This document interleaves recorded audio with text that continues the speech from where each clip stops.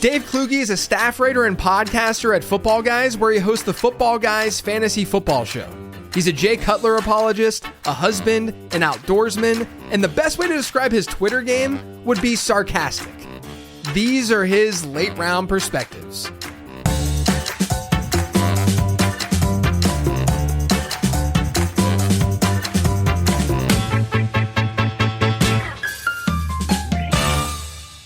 This episode is sponsored by Underdog Fantasy. If you haven't played over at Underdog yet, now's the perfect time.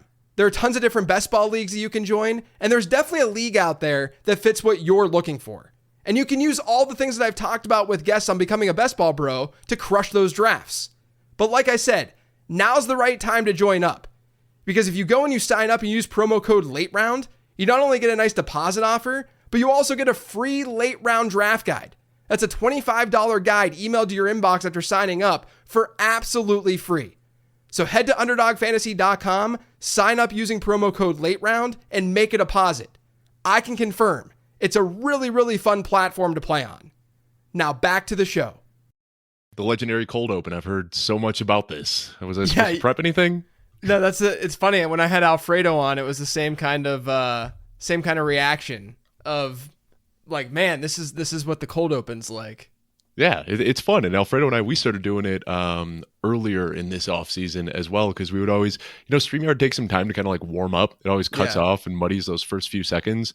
So we were having some really fun conversations before the show, and we said, why not make this a part of the show? And it has just gotten like more and more off the wall every single episode. Yeah, I'm a big fan of cold opens, and we do it with Becoming a Best Ball Bro. Rich, Ryan, and I we'll just talk about some random thing to open up the show and have like sometimes like a one-liner or whatever. And like, I mean, it's gotten to the point now, like we're 10 episodes into Becoming a Best Ball Bro within the series. We just talked about pooping ourselves the last episode. So we've gone from, talking pretty high level generic stuff to very detailed things about our lives just through the cold open. I think it's a way to really get intimate with the audience. Yeah, about 4 or 5 episodes ago, we started our show off with me belching into the microphone and saying, "Oh, that spindrift is going down a little weird," and they get fun. Man, I was thinking, because obviously this will be on YouTube for folks to watch. This isn't the first time you've been on my YouTube channel, because a couple weeks ago I was doing a live stream, Best Ball Mania draft, and you were in the same draft as me. I believe you were in the back end of the first round, and you ended up getting AJ Brown, I think, maybe in that draft. I think it was. Look, we do a lot of best ball. How deep are you in these best ball streets this year? I've got a little over 300 done total, 77 done in BBM, so a little over halfway through that. The one thing I do remember about that draft is that I drafted a naked CJ Stroud, which I don't normally do. Yes, that's right. And he's a guy that I don't have a lot of exposure to, but he fell like almost 2 rounds below ADP. And I guess it wasn't like completely naked. I don't know what you'd call this, like maybe a scantily clad CJ Stroud, because I did have Joe Mixon, so I got a little bit there, but then I had to I got sniped on Dalton Schultz, so I went with the very rare CJ Stroud, Joe Mixon, Noah Brown stack, which was a lot of fun. You just need those wide receivers to not be playing in week 15 through 17, and you'll be good to go. And we'll see what the backup situation ends up looking like and how it comes to fruition. But yeah, I mean, like, I'm on number, I think 84, 85. So we're pacing around the same. Are you planning on max entering BBM? I am, yeah. And I've done a little bit more every year. Like my first year playing best ball, I did a handful of BBM drafts. Year 2, I did like 25. Last year I did 80 something. And then this is going to be my first year actually max entering. So hoping for some good results there. Yeah, man. Yeah, I feel that. Well, speaking of you as an analyst, as a drafter, I always ask this question to open up perspectives, or at least I frequently do. How would you describe yourself as an analyst? Like, what's your process look like? Do you lean into the analytics a whole lot? I mean, I kind of know the answer. We've done plenty of shows together and we've talked to each other plenty. But are you like, how would you, Dave, describe yourself? That's a good question. And I'll be a little vulnerable here because that's a big insecurity I have. I feel like a lot of people in the industry are like a former scout, somebody who really knows how to study film. And then you've got other guys who like yourself, like you're a data analyst and you can pour through these huge sets of numbers and come to some conclusions there. I don't really find myself on either end of that spectrum, but what I've tried to do is just learn more every single year. Like I constantly try to, talk with guys like you, talk with guys like Matt Waldman, talk with guys like Graham Barlow, Barfield that helped me just kind of expand my knowledge of the game a little bit. So I've always considered myself to have a pretty deep understanding of just the NFL in general. And I think that's kind of where my edge comes from, understanding schemes and coaching tendencies and trying to predict where usage is going to go. So when I first got into the industry, I've been playing fantasy football for a long time now. I've been playing for about 25 years, started creating content back in 2017. And I used to be a hardlined film guy. That was all I cared about, was watching the games. And I still watch all of the games, and that's where my process starts. But over the years, I've become much more open to using numbers. And I don't have a numbers first approach. But a lot of times when I have a hunch from watching games, I will go to the numbers, and the numbers either prove what I believe to be true, or a lot of times it disproves. I'll have a hunch, and then I look at the numbers and say, well, I'm totally wrong there. Like an example, Cooper Kupp. Last year I watched him and I thought, well, Cooper Kupp is washed. I don't want anything to do with him. Then I start digging into the numbers and I say, wait. You look at the games that he was healthy, he was actually still Cooper Kupp, even with Puka Nacua there. And then I kind of have to change my stance a little bit. Yeah. So I always start by watching the games, like Monday, Tuesday, Wednesdays. That's what I'm doing in season. And then after I kind of confirm how I feel about something, then I hope that the numbers are going to back it up. Yeah, makes a lot of sense. Did you play football or anything, or where did the love for the game come from for you? I played through high school, but I was terrible. I was not a good football player. I was a little undersized. My main sport was volleyball. As a lefty, okay. I was able to play that right side front row, and that's where I excelled in sports. So I played a little bit, but I started playing fantasy football when I was really young. And I'm talking pre-internet days. I'd be sitting in the living room with my dad. He was the commissioner of his league, and I'd be helping him in the mornings. He'd be getting calls from his friends with their Sunday morning lineups. And that's when I got into it. And I really wanted to play. And the first year I played was in 2000. He had just moved from paper to playing online, and played in a Yahoo league when I was 10 years old, and I was hooked. And then I was in high school a few years later, started a league with my buddies that's still going to this day. So I've just always been a big football fan. Being from Chicago, football is just kind of a part of our DNA there. My grandpa tells the story all the time, but when he handed my mom over on the morning of her wedding, he looked my dad in the eyes and said, "Remember, footballs are for Sunday." I mean, it's something I don't really have a choice in. Football has always been a part of what we do. Yeah, no, I feel that. I mean, I grew up in Pittsburgh. It's the same deal in Pittsburgh, where it's just a part of who you are and how you're raised. I mean, to the point where, I know that people are going to think this is crazy because I haven't really been as on podcasts and stuff. I'm not sitting here being super pro Steelers or rah about the Steelers. And I'm not really the same kind of fan that I used to be per se, but I still have the symbolism of what the terrible towel is not just about football per se, but it's also about the city of Pittsburgh. And, I live in Charlotte now. My daughter was born in Charlotte, but when she was born, and there's a picture, I believe, on Twitter when she was born, almost 6 years ago to the day. But there's a picture of her, as a newborn in the hospital, and I draped the terrible towel over her, as a christening almost of you are now part of not just Steeler Nation, but you have that Pittsburgh blood in you. It's just the way that it is in a lot of those Midwestern cities, man. I mean, it's a very, very important part of the DNA of those cities. And conversely, you kind of see why Los Angeles struggles to get big fan bases, and Florida struggles with that. I think there's something to be being in the Midwest, being in the Northeast. There's nothing else to do in the winter. You just sit around. It's freezing. You go outside, it hurts your skin, so you're going to sit inside and you're going to watch football all winter. Yeah, exactly. And then that's when you get people in Buffalo putting themselves through tables and such, because there's nothing else to do but to get drunk and watch some football. Which nothing wrong with that. I'm not talking down on that. It's just that's the truth about the weather and the climate in these areas. So like I said, you've done a lot of best ball drafts. You're 77 plus, or almost into the 80s with Best Ball Mania. You've drafted hundreds of teams at this point. But we're at a point in time where July is ending, and we know when July ends and August begins, we start to get a lot of more casual players and season-long players and managed season-long players. I say season-long. I think that we've sort of, grouped these two. It's best ball as a thing, even though it is technically kind of season-long because it's only the 1 year that we're looking at. But season-long, I'm referring to managed leagues that we're actually setting lineups, playing the waiver wire, the traditional fantasy football, setup, right? I think that we're going to see some crazy, crazy takes potentially and some crazy, crazy analysis and all of the above because of what Underdog's ADP looks like and what the strategy of Underdog best ball drafts look like versus what we might see in our home leagues and in these season-long managed leagues. So my question to you is, how do our brains need to shift as we move from all this best ball content, this best ball way of thinking, and which we still will be thinking that way throughout August, to be clear. But as we get into more of these managed season-long leagues, how should our brains shift? And what do you think are going to be the biggest differences from one setup and one format to the next?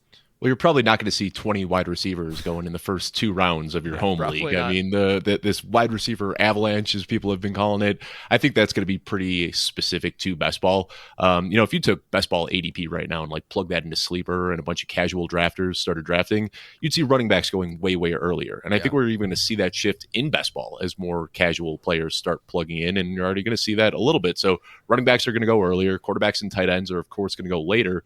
But I think the biggest thing, too, is looking at some of the players that have very wide ranges of outcomes. I'd expect them to go a little bit later in your home leagues. Like right now, Marvin Harrison at the 1-2 turn, I don't think that's going to be happening in your home league. But when you're playing in a pool with 670,000 plus people, you need to swing for that high-end range of outcomes. Yeah. So Devon Achane, Drake London, Jaden Reed, Anthony Richardson, these guys that are getting steamed up right now in best ball probably are going to be a little bit more affordable in your home leagues because you're playing against a pool of 11 people as opposed to 670,000. I also think some of these boring players are a little bit, more desirable in managed leagues. There's some guys that project for workload that you probably aren't crazy about in best ball, but I think they serve a purpose in a smaller field. Zamir White, Ramondre Stevenson, Najee Harris, Devin Singletary. These guys aren't going to give you, 30-point weeks, but they do project to give you a reliable floor, and I think that that's somewhat useful. And then, of course, because you also have waivers to fall back on, I'm kind of looking at these guys as potential placeholders. I probably don't want to be starting Devin Singletary in week 14 or week 15 of my home league, but if I can draft him and then pick up somebody off of waivers and kind of use him as a placeholder, I think that serves a purpose. You don't get that same benefit. So I think one, the guys with the wide range of outcomes are going to go a little bit later. And two, I think in home leagues, I'm more willing to draft those boring RB2s and RB3s that I find myself overlooking in best ball. Yeah, I think that's definitely right, and it makes a lot of sense. I have a theory that I haven't necessarily thrown out there totally, but I've obviously talked about like the running back dead zone plenty and all that kind of stuff. And I wonder, and I'd love to hear your thoughts on this, what if Underdog ADP, and I say this as someone who gets criticized sometimes from patrons, etc., for having too wide receiver heavy rankings, right? Mm-hmm. I do rankings for 1 quarterback, 2 running back, 3 wide receiver, 1 flex, 1 tight end, and that's going to, affect the way that I draft wide receivers. I'm going to push them a little bit higher. And then if you only need 2 wide receivers that you're starting, you push them down a little bit, et cetera, et cetera. But I have a theory that what if Underdog's ADP is just right? Like, what if Underdog's ADP is actually the way that people should be drafting, but it's just that when you then layer that on top of a home league or, a managed season-long league, you end up seeing these running backs going earlier, to your point, like Rachaad White is going to go from, you can get Rachaad White at the end of the 6th round in best ball drafts pretty frequently, right? Rachaad White will be a 3rd round pick in your home league, right?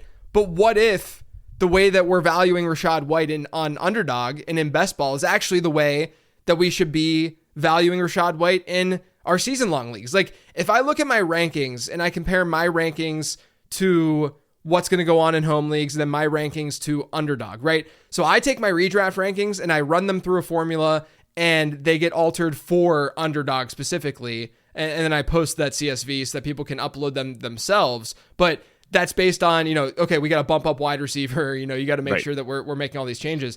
But I almost have thought, or I haven't almost thought, I have thought about, what if you just took Underdog's ADP to your home league draft? Like, do you think that's viable in some instances, or do you think that you would walk away from that draft without any running backs and you would not really know what to do at that position, and it would be way, way too wide receiver heavy? I think that would be it. I think that if you drafted off of underdog ADP in a home sleeper league, you're going to end up not taking your first running back until like the 10th or 12th round. Yeah, and I think that's kind of the fear there. So you have to play ADP to some extent. Now, Fredo Brown, we just had this discussion on our show a couple of days ago. I don't look at ADP as kind of a guiding factor for where I want to draft players, but it does help you kind of get an idea of where your league mates are going to be drafting players. And I think you have to play that somewhat. That being said, when we start seeing these guys move up, like Rachaad White at a 3rd round pick, there's no chance I'm clicking that button. Right. Derrick Henry probably is going to fall to like the 1-2 turn in home leagues. And as you know, I think Derrick Henry is pretty reasonably priced right now on underdog, but if he's going at the 1-2 turn, I'm completely out on that price. So I think that naturally by doing all of these underdog drafts, when you do plug into your home leagues, you're almost assuredly going to end up taking a zero running back approach because of the sticker shock on the running back ADPs. So I don't know if you can say that like you can draft 100% off of underdog ADP, because like I said, you're probably not ending up with a running back until at least the 10th round or so. I think you have to reach for at least 1 or 2 running backs early, so you're not playing too far behind at that position. But I think that when I compare underdog ADP to a lot of other platform ADPs, I think where they do have it right is in the positional rankings. And it's crazy to me. And I'm not going to call out any format specifically, but I've looked on some platforms where like Hollywood Brown is going as like the wide receiver 42. Like that is crazy to me. Like he should be going much higher than that. So I think the way you can do is kind of look at the positional rankings on underdog as a good indicator of where people should be going. But once you start blending positions together, then it gets really murky. Yeah, 100%. I honestly think that you could find great values by just looking even at consensus rankings on like a Fantasy Pros or something and comparing those positional rankings to underdog and seeing the differences. And honestly, the biggest delta, because in my draft guide, the way that I find values is I just use Fantasy Pros expert consensus so that I can say, this is what your league is probably drafting off of. So here's who I'm higher and lower on. And, I'm not putting my rankings on there, but I can at least kind of tell people, where I'm higher or lower on guys. I can tell you definitively the position or the types of players that will rank a lot higher on underdog in my rankings. And I'm assuming in your rankings too, because yours will be influenced to some degree by all the best ball drafts that you've been doing. It's with rookies. Rookies get pushed up way higher and rightfully so. All of the research that I've done has suggested that rookies in redraft are always massively undervalued. Like every single year, even the early round guys. But people get fixated on the Bijan Robinson of last year and these guys who don't necessarily pan out to the degree in which we thought that they would pan out. But man, every single year, it's not just the late round guys. And what's so interesting is that the market dynamics, you see none of these rookies get drafted as high as they should up until like the double-digit rounds. And then once the double-digit rounds hit, that's when we start to see so many rookie wide receivers fly off the board and so many rookie running backs fly off the board. And it just shows you that the rooms are scared. They're scared to draft the uncertainty. But that seems to be the place. That's a common theme throughout all my draft guides is lean into that variance, lean into that uncertainty. Because, man, if a dude is getting drafted in the 5th round of a season-long league and he's a rookie, he's probably pretty freaking good at football because he hasn't even stepped foot on a football field yet. Do you think we've gone a little bit too far? And sorry to just like completely flip the script and ask you a question, but do you think we've gone too far with like Marvin Harrison where he's going? A lot of times he's going off the board in the 1st round. Or Malik Neighbors, very good talent, but, quarterback concerns, offensive surrounding concerns going in round 2 and 3. I agree with you. In years past, we were getting just a couple of years ago, Garrett Wilson was going in like round 4 or 5 of underdog drafts. And now you're looking at guys who are similar prospects going in rounds 1 and 2. Do you think there's still value to be had there with those rookies, or have we maybe gone a little bit too far? I think you could argue for sure that we've gone too far, but on the flip side, I think that you have to look at the market right now and what the positions look like right now and what the position looks like a wide receiver in particular. So it's going to be a wide receiver heavy draft, right? Over on underdog. Like it's going to happen and you have to force it to some degree as a result of that. Because if you just go 3 or 4 straight running backs to start your draft, sure, anything can work out, but you're probably going to be hurting at wide receiver. Right. You better draft 10 wide receivers on your team, right? And so because it's got to be wide receiver heavy, you're going to go wide receiver. Now, if you look at what's going on in that 2nd round, to me, there's just a lot of variability anyway with those wide receivers in that range. I like a Chris Olave, sure, but I understand the direction where it could go south. I love Jalen Waddle, sure, but I understand why maybe the ceiling wouldn't be there. Or I love, a Drake London, let's say. I don't necessarily love any of these. I'm just giving you examples, but you can see the downside for all of those players. And so I think the reason why it's okay to get a Harrison or a Neighbors is simply because of what the rest of that draft and what your alternatives kind of look like in those ranges.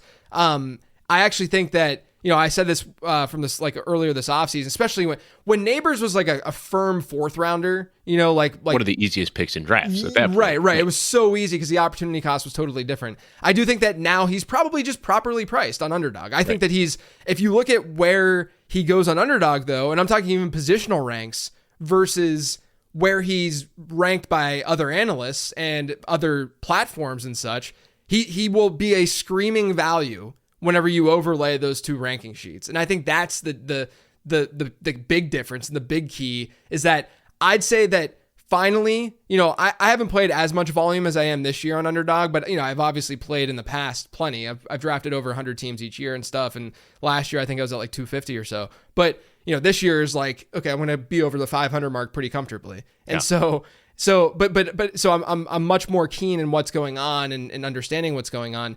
But I would say that in the past, every year it seems like drafters have gotten more okay with drafting rookies earlier and earlier. And this year, I think they just got it right. Like, I think that where the rookies are going it's generally right. Like, I don't have necessarily like crazy exposure to any of the rookie wide receivers, but I also have exposure to the rookie wide receivers, which tells me that they're probably being picked up in the right spots in general on that particular platform. And you need to, because like Marvin Harrison, if the stars align, could be a top 3 receiver. That's right. That upside is there. And, back to like the first question you asked, kind of like, how do you see yourself as an analyst? When I first started, I felt like I needed a take on every single player. Like every single player needed to be either overvalued or undervalued. And I was writing an article 2 off seasons ago, and I was writing an article on Kyle Pitts, who was one of the most polarizing players in fantasy that offseason. And I was trying so hard to come to a definitive take that he's either overvalued or undervalued.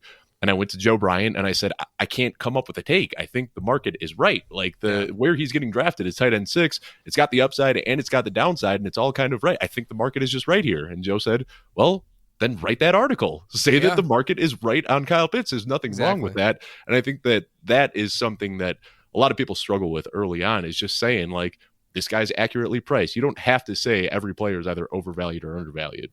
Yeah, I actually think that most players are probably properly valued. Like it's, going into a season, obviously we'll look at after the season and say, wow, we're morons. But, entering the season, like I don't need to take strong stances. That's part of like people definitely are turned off by it from my perspective and like how I handle things. But I think it's pretty natural to say, hey, look, the market's getting this right. I'm going to give you the pros and the cons. Sure. You can make your decision on your own because that's what this is all about. But I don't necessarily have a strong take. Like, I don't have a Dalton Kincaid. I have no strong take on Dalton Kincaid. Like, I just, he's a great value where he's at. Like, and there's upside and there's downside. Yeah. Like I can see I see it differently with a guy like Trey McBride versus a Dalton Kincaid. If you're gonna say, hey, who do you like more between these guys? Then I can give you an answer. But if you're saying, is Dalton Kincaid properly valued? Sure. Like I don't need to have a strong opinion on every single guy. I think that's a normal, rational reaction. Is definitely, to your point, it's a really, really important thing, I think, for everyone in the fantasy industry to come to a conclusion of and realize, because, it's why we see Twitter be the way that it is, with just the takes flying all over the place all the time, Twitter is very much a necessary evil.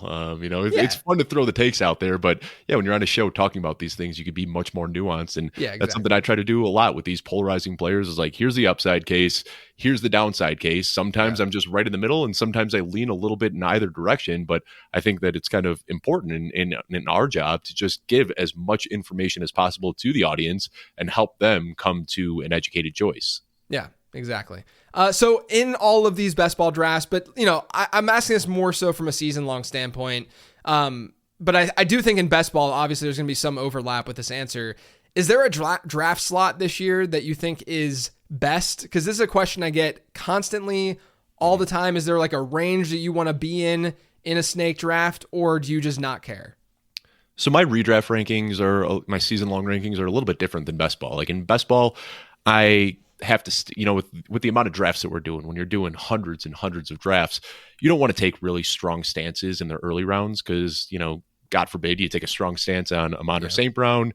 He gets hurt week 1, and then you've just nuked your portfolio. So I think that you kind of need to let the players just kind of fall to you in the early rounds. But in season long, where I'm not doing quite as many drafts, that's where I'm okay switching up my rankings a little bit. So my rankings are going to differ a little bit from what you're seeing on Underdog. But for me, my top 5 is pretty clear cut, where I've got Christian McCaffrey, CeeDee Lamb, Tyreek Hill, Jamar Chase, and Amon St. Brown. And I want one of those top 5 picks. One, I think that those guys are just a tier above the next guys. Now I'm okay if I get the next tier, which I have, 4 guys: AJ Brown, Justin Jefferson, Breece Hall, Bijan Robinson. I think those guys are very similar, but the big issue for me, it's not even so much what you're getting in round 1. It's what you're getting in the next 2 rounds. Like when I look at round 2, it is so flat. We've already talked about a lot of these guys, the names that we threw out there, Chris Olave and Drake London.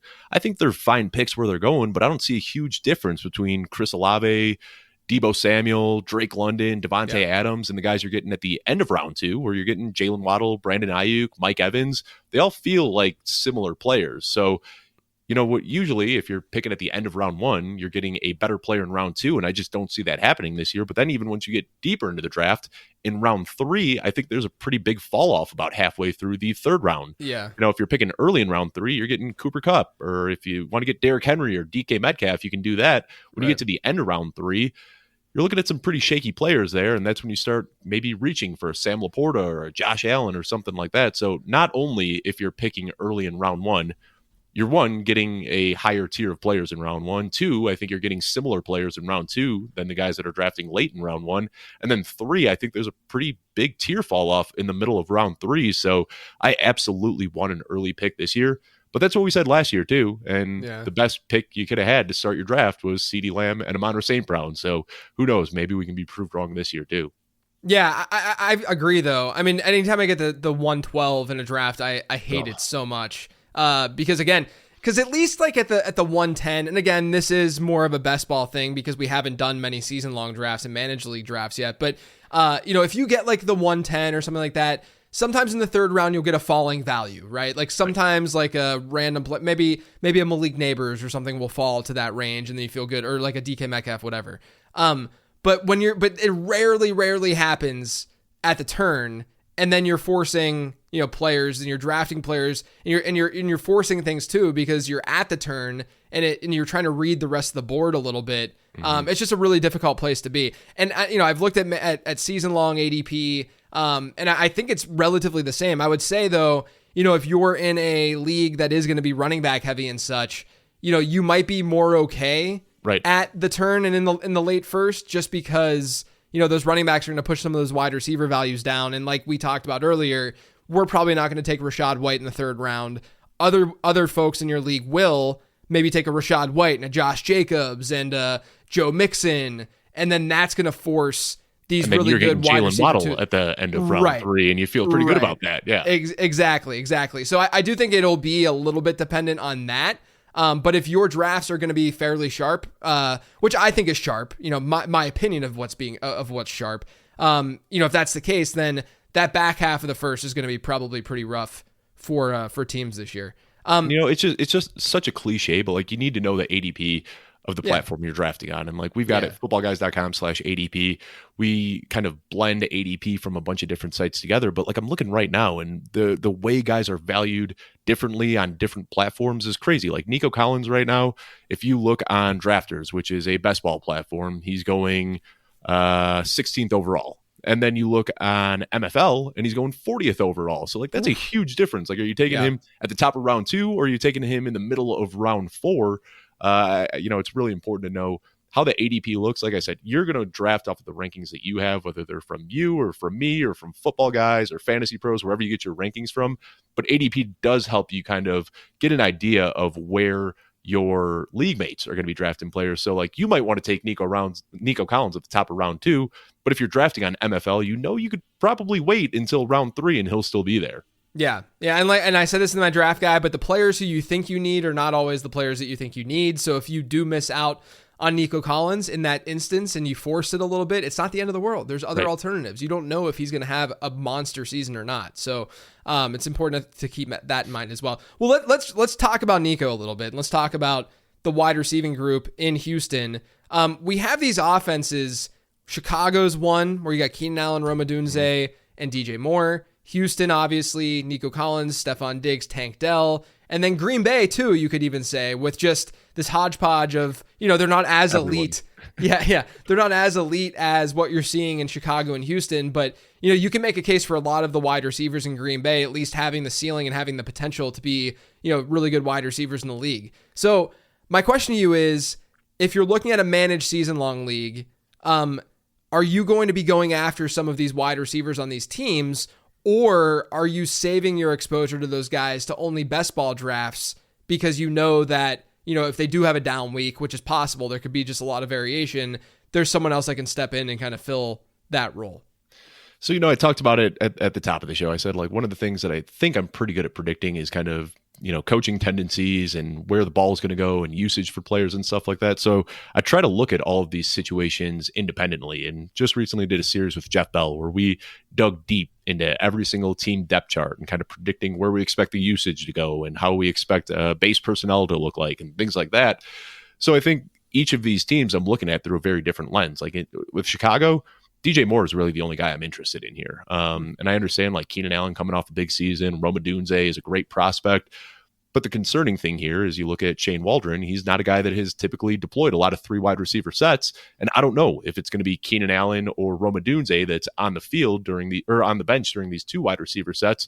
What I do know with, I don't want to say certainty, but I don't expect DJ Moore to come off the field. So he's the guy that I'm willing to draft, just knowing that he's probably going to have a 100% route participation. He's not going anywhere.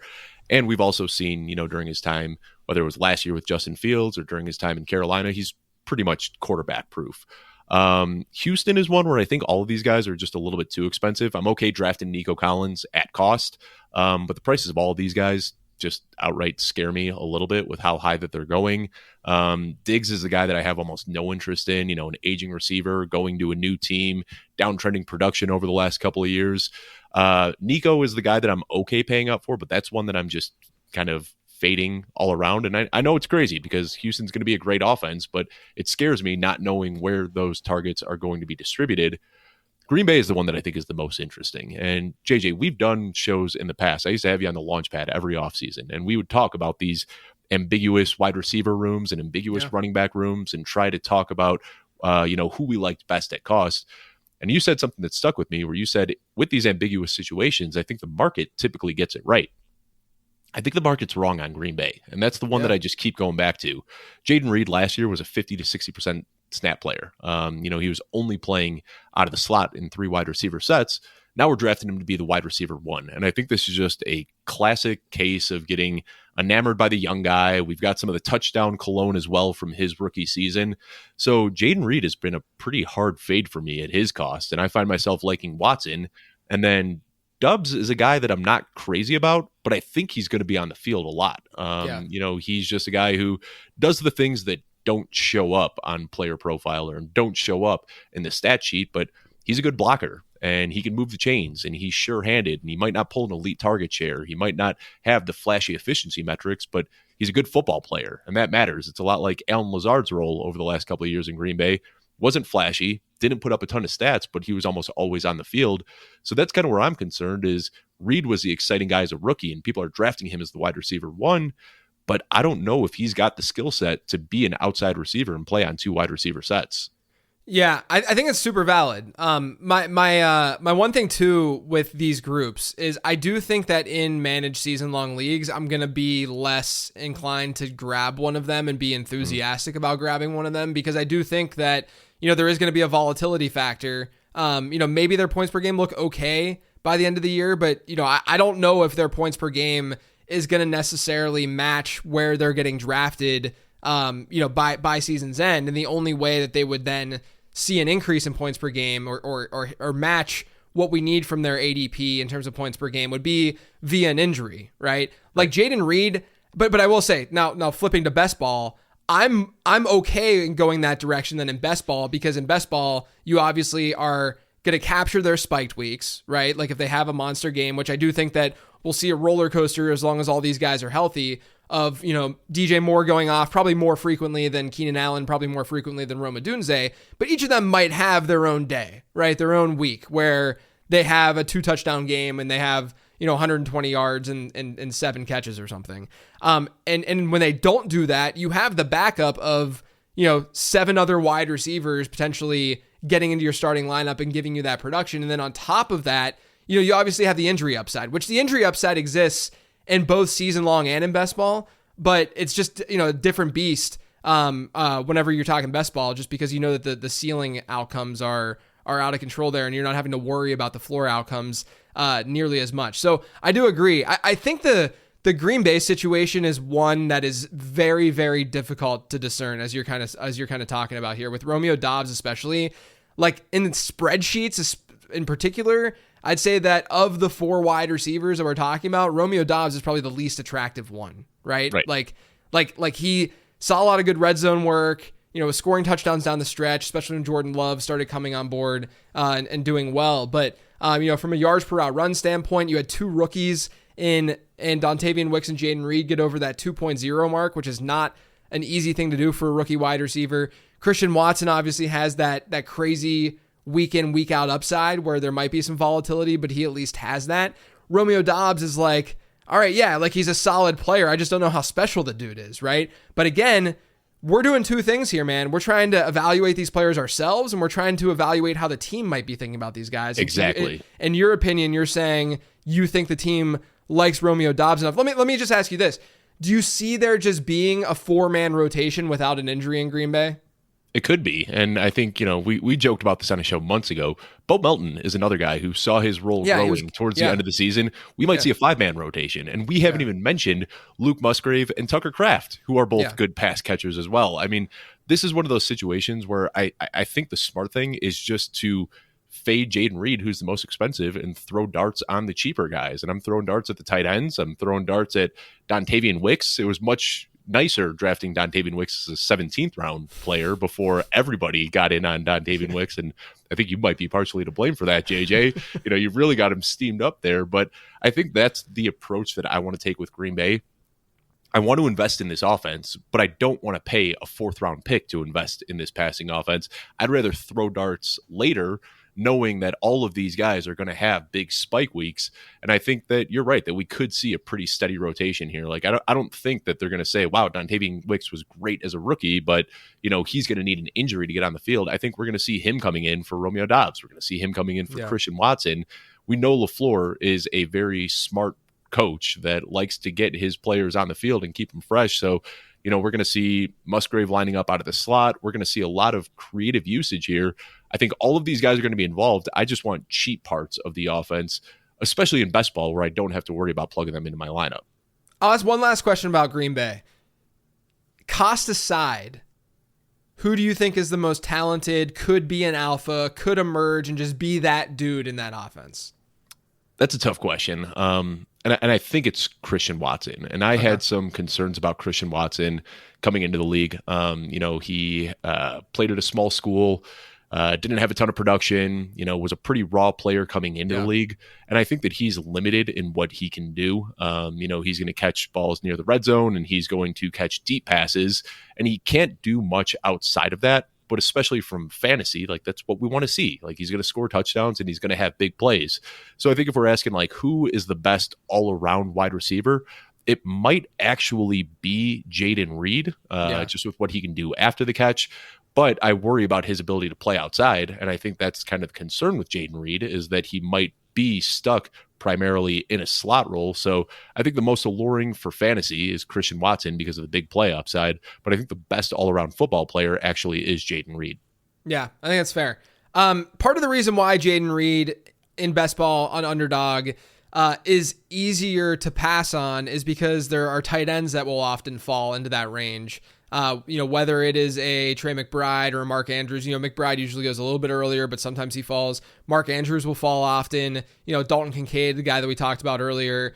My question to you is, do you think that tight ends right now are mispriced at the top? And are there any favorites that you're getting among those tight ends?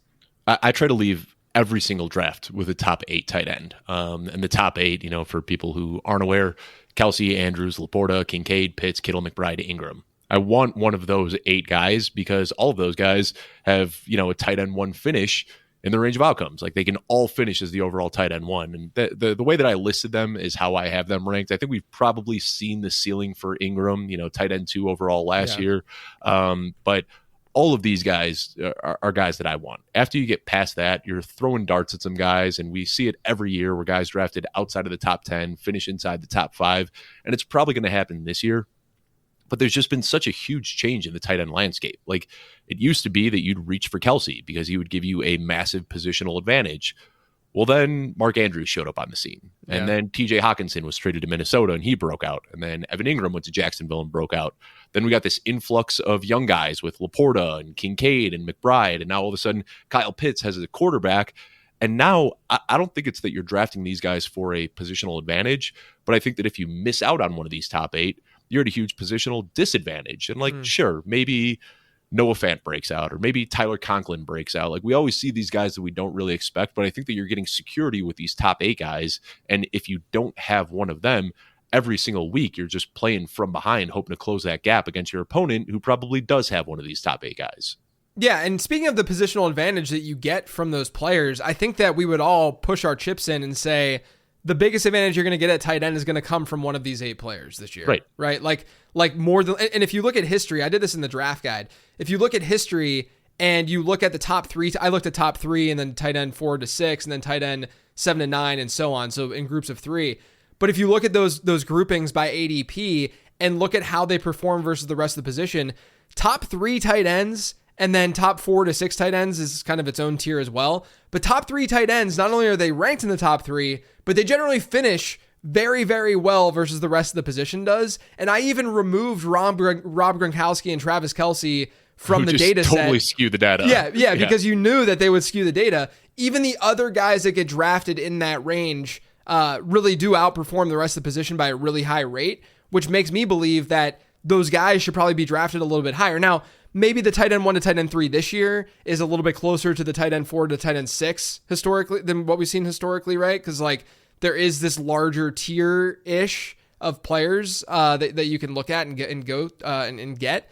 But yeah, I mean, like to me, and I'm not usually an early tight end guy, but in your home leagues, all of their ADPs are lower than what we've seen over the last decade. Like every single tight end spot until you get to like tight end, around tight end 7, tight end 8, all of the ADPs are lower. And so you're getting a discount.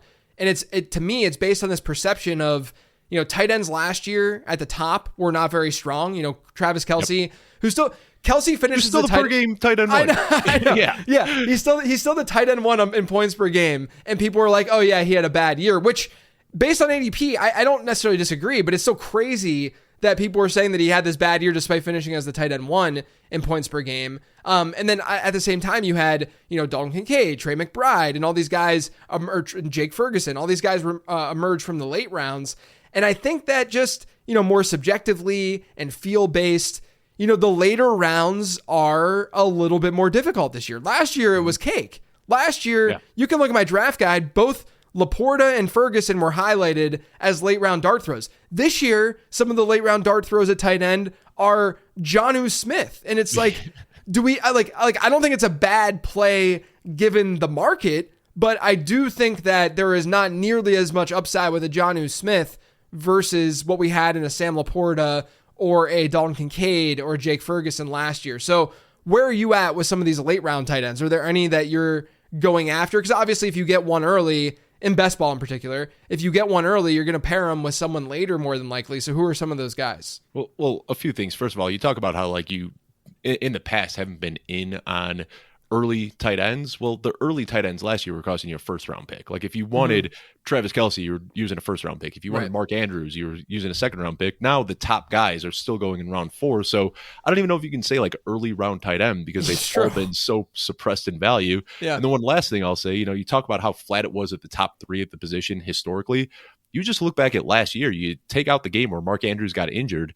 Travis Kelce, TJ Hawkinson and Mark Andrews averaged exactly 14.6 PPR points per game. Like they had the same exact output. So we've seen that historically, but we saw it, just as early as last year. But for the late round guys, I am going to talk about Jonnu Smith after we just kind of dogged Jonnu Smith a little bit. Let's talk but the about difference is like the best case scenario for Jonnu Smith is what you're getting 8-9 points per game. I think the upside with Jonnu Smith, especially in best ball, is that he could have the spike weeks. He could rip off a 60-yard touchdown and give you those, week winning upside. So I like Jonnu Smith there. Another guy that I really like is Isaiah Likely.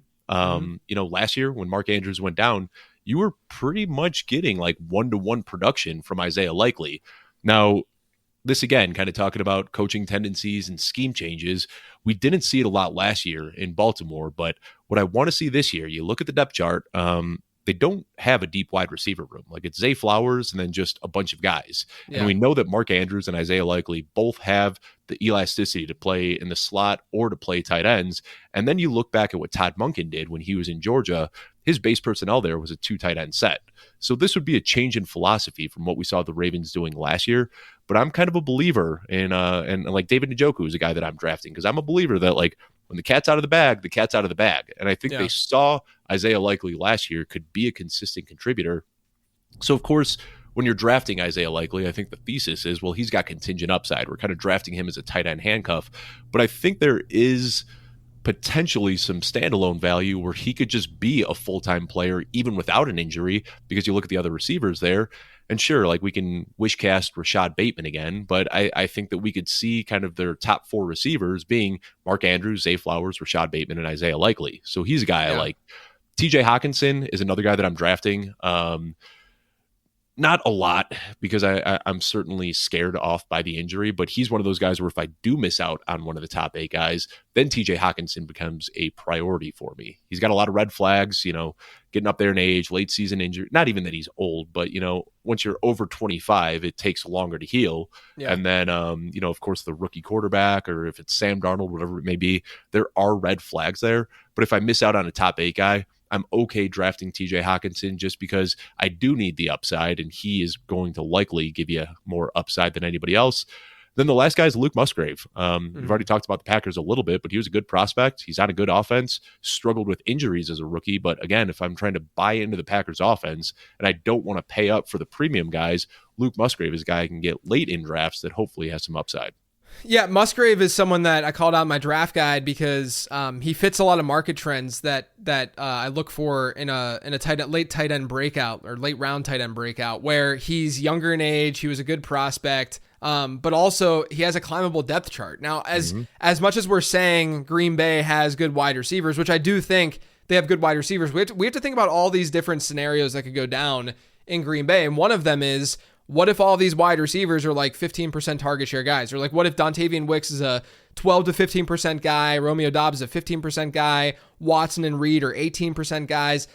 Luke Musgrave could be a 15 to 20% target share guy, and that's all you need for him to be a legitimate starter. Then obviously there's the contingent upside of injury as well. So I like those picks a lot, and the Musgrave one I just had to call out because he does fit a lot of the historical market trends. But he's really, there's not a ton of guys that fit those market trends this year. It is going to be a rougher late round tight end season, I believe. Are you in on Ben Sinnott? Because he was another guy that I was drafting a ton, but he has just moved so high up in drafts that I find it really tough to click the button on Sinnott. And I want to be in on him. You know, I'm warming up. I want to be ahead of the curve. And we've seen it over the last few years where tight ends are hitting the field as rookies and producing. So I used to have like a no rookie tight end rule. And I was in on Sinnott, but then he just jumped a couple of rounds, and now I struggle to draft him. So I'm not as high. I wasn't as high on him as a prospect as others were. Like, I thought he was a really good prospect, but not this like really great prospect that some people kind of build him as, right? Which is fine. Like, no one's right now. I have no idea if I'm going to be right or wrong about that. That's just what my model was saying. But then on top of that, I don't think Zach Ertz is going to necessarily go away. And that's part of my fear. He held Trey McBride at bay for a year and a half. Yeah, right. And so if Zach Ertz is used, I do think that, McLaurin's obviously a strong enough one to get 20 to 25% of the team's targets. Jahan Dotson might be able to get something in that offense. Luke McCaffrey, I think, is a solid slot guy who could get some work. And so, like, you break it down in what should be at least a not totally friendly passing offense. I don't think it's like going to be horrific, but it's a rookie quarterback. It's a mobile quarterback. I do think they'll run with decent pace because of Cliff Kingsbury. But yeah, I mean, like I've really just gotten him in stacks, if I'm being honest. Like I haven't gone on my way to get Sinnott. Part of that too. I mean, his cost has fallen a little bit, making it a little bit easier. But yeah, there was that spike immediately, especially after the draft, where he was going at like tight end 18, like not even far off of like Luke Musgrave, which to me, a guy like Musgrave just made a lot more sense. All right, let's talk about running back. He's going to be one of the most polarizing players, I think, of this fantasy football season, if he isn't already. But Kyren Williams, you got one side who says Blake Corum doesn't matter. Kyren Williams is going to smash again this year. You got the other side that says Blake Corum does matter. Don't draft Kyren Williams at ADP, which, by the way, in your season-long leagues and your managed leagues, he's not going to go in the mid-third round like you see in best ball. He's going to be a second-round pick, maybe even a first-round pick in some. So where do you stand with Kyren Williams? Which side of the debate do you land? I'm just going to give you the most boring politician answer possible. I think that Kyren Williams is perfectly valued where he is. I checked my exposure before we did this show to see, and I'm at 9.2%. So basically exactly average on Kyren Williams where he's going. If he moves into round 2 in managed leagues, I'm probably going to be out on him. But like I said, giving you the politician answer, I'm just going to completely spin off of Kyren Williams, who I think is perfectly valued, and say that I think Blake Corum is extremely undervalued. And he's a guy that I'm aggressively targeting later in drafts. And I think that there's this idea that if you're in on Blake Corum, you must hate Kyren Williams and vice versa. But I think Kyren Williams is a fine value. I just think that Blake Corum is going way later than he should be. And it's because there's multiple outs for Blake Corum. One, we have this idea that Sean McVay is just going to lean on one running back because he's done that historically. But what if he does just commit to a split backfield here? Kyren Williams struggled with a big workload last year, picked up multiple injuries. And yeah, we've seen McVay has always leaned on one guy, but what if those injuries piling up do change his philosophy a little bit? And all of a sudden Blake Corum gets the goal line work in a really good Rams offense. And then all of a sudden Blake Corum pays off even without an injury to Kyren Williams.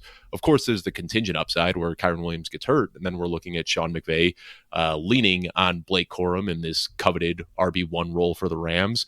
Or there's also the very unlikely outcome that Corum just steals the job. He's bigger, he's younger, he's stronger, he's got the burst. He doesn't have the same injury history. Of course he had the knee injury, but he doesn't have these minor injuries piling up. So I think there's a lot of outs for Corum to really exceed his ADP. But with Kyren Williams, I understand why he's a polarizing player. The bull argument, he was a top 2 running back last year. His coach loves leaning on a running back. He got all the high value touches last year in the passing game and near the goal line. And then the bear argument, he's undersized. He's relatively unathletic. He doesn't have the draft capital. He's been hurt, and Blake Corum is there. So this is one of those where I said, I can present the upside and the downside and just say that I'm kind of in the middle and think that drafters have this one right. But even though I'm drafting Kyren Williams, Blake Corum, regardless of who I've drafted in the early rounds, works as somebody that I'm trying to fit in just about any build.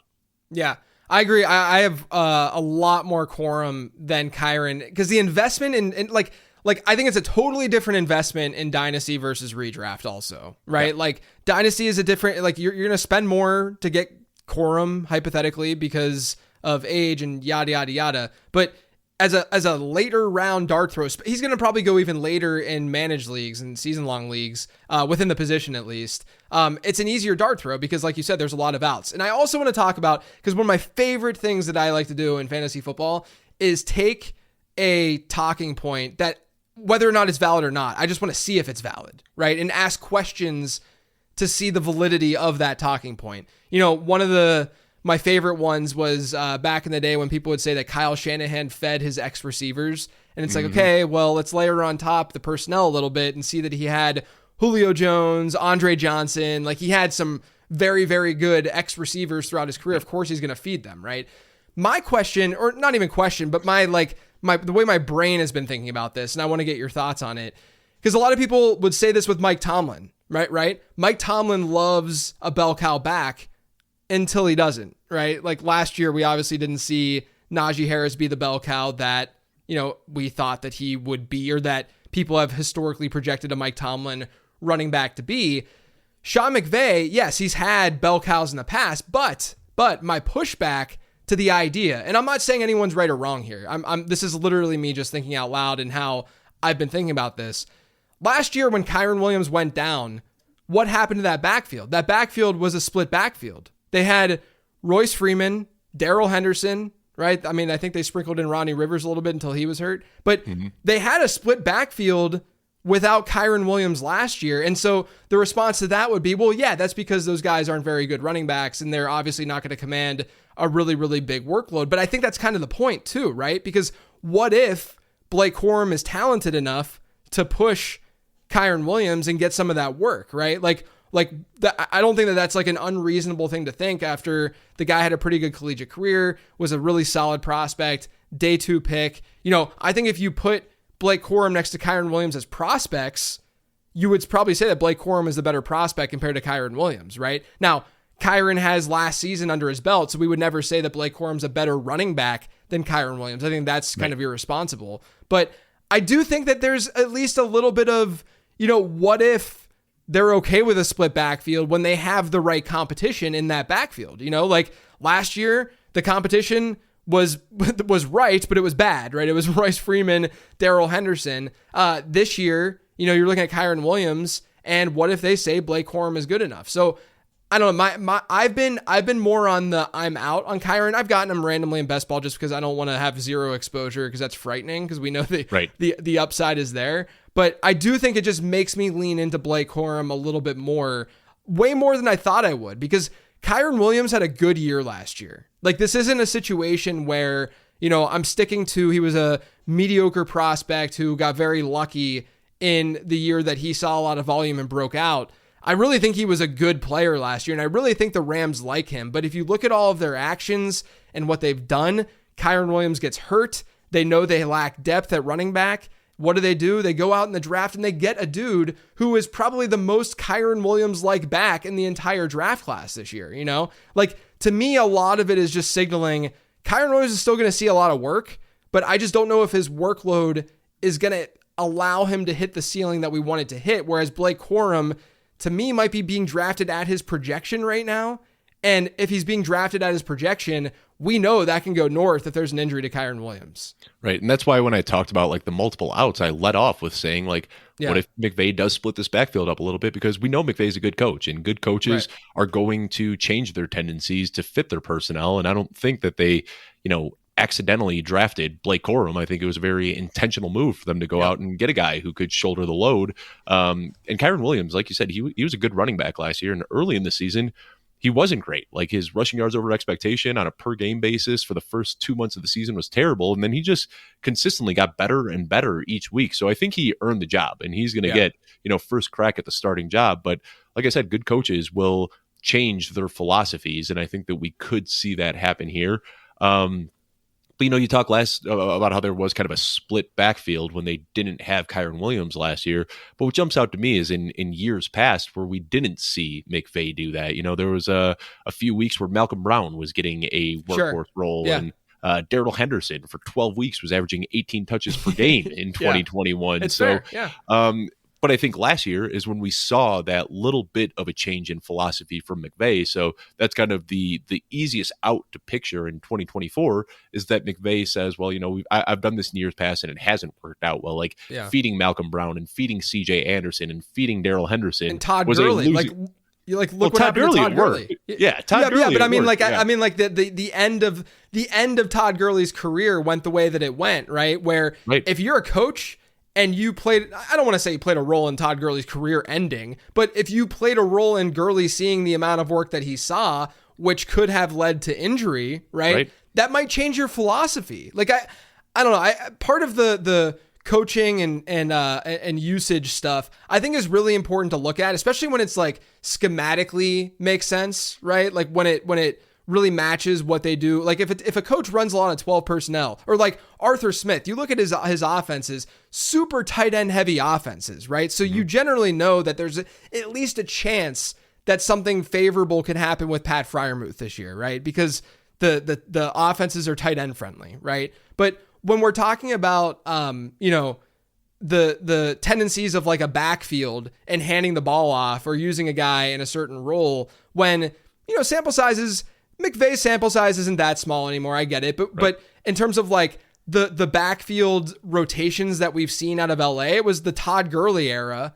And then there was a gap for a little bit. And then it's the Kyren Williams era, right? And who else did they have last year? Like Zach Evans, they that's clearly what I'm saying. didn't want him. Ronnie Rivers was terrible. They were bringing in Royce Freeman off the street. So I think that the workload we saw for Kyren Williams last year was because they didn't have anybody else, and now they clearly do.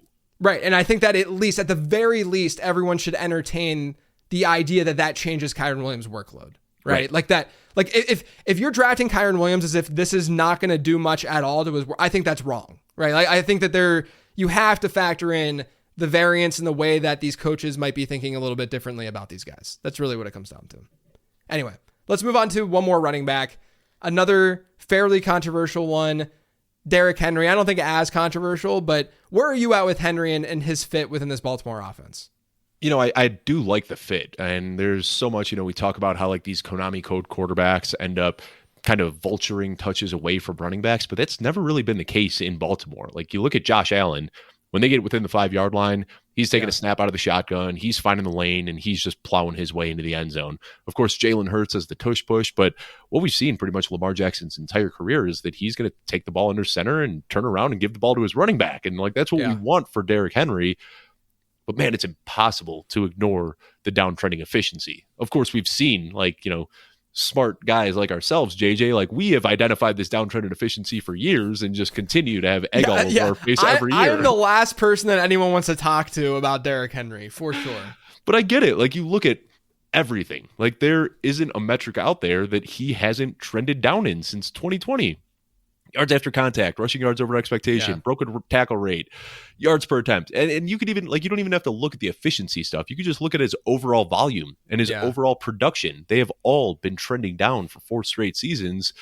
So I think with Derrick Henry, again, this is one where I'm just going to kind of cop out and say that I think he's kind of appropriately priced because it's obvious that Derrick Henry could be a landmine, going into his age 30 season on a new offense. It's possible that Derrick Henry just goes for 800 yards and 4 touchdowns this year, and the usage finally catches up to him. But the other side of the story is that he can go for 22 touchdowns this year in Baltimore. And I think that there's so much upside with Derrick Henry in this offense, knowing how they operate near the goal line, that you kind of have to draft some Derrick Henry just in case we're wrong. But he's not a guy that I'm like aggressively clamoring for either. Huge range of outcomes for where he's going, but Derrick Henry could easily be a top 5 running back in this offense. So I think that you kind of have to draft him here and there because of where he's going, and you don't want to miss out on that upside. But if I'm just doing one league, like that's it. If I'm just playing one fantasy football league, I'm probably not even thinking about taking Derrick Henry until the 4th or 5th round, which means that I'm probably not getting Derrick Henry. But when you're drafting volume, I think that you kind of have to sprinkle some Derrick Henry in.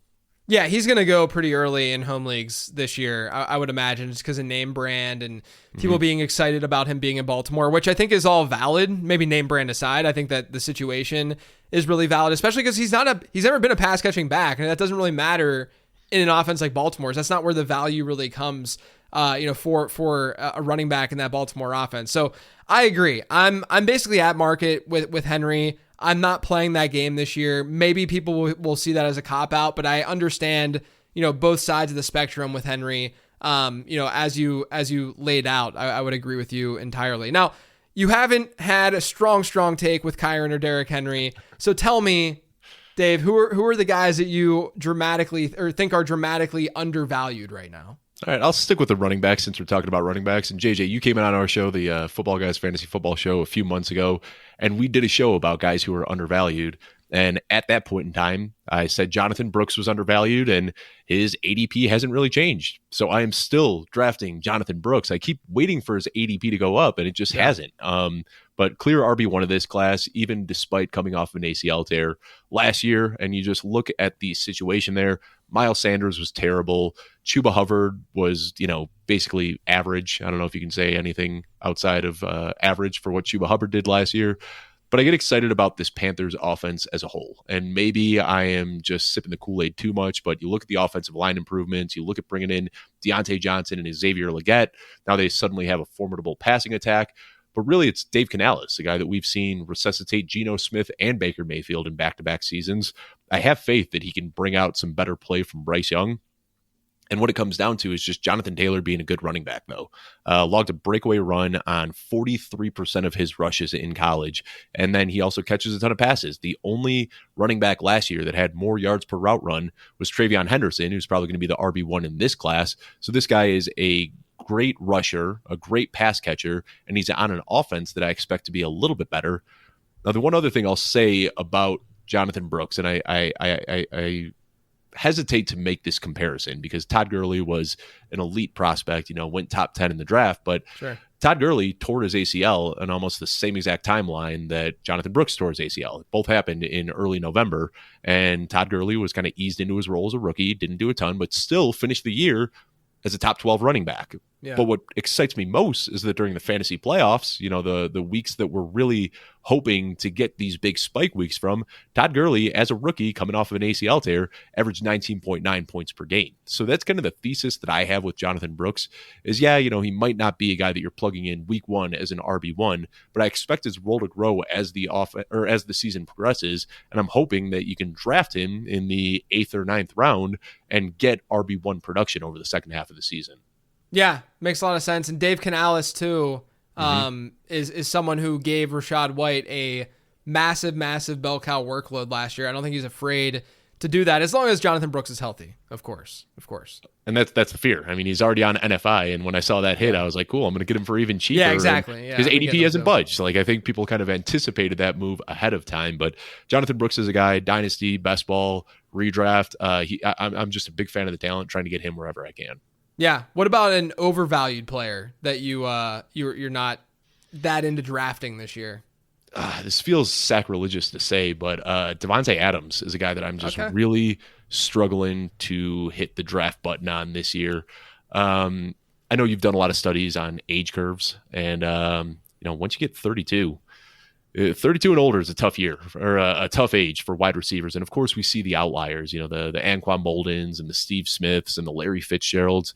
They're out there, but over the last 10 years, we've only seen 6 wide receivers above age 31 record 1,000+ yards. And of course, one of them last year was Adam Thielen. So it's possible, but I just get a little bit concerned. We're seeing the downtrend, and Dwayne McFarland just did a really cool study on age curves and said that, he doesn't expect to see Davante Adams just fall off the age cliff. Receivers that are that good don't just fall off the age cliff like that, but it is going to be a slow, steady march downward, and we're already seeing that.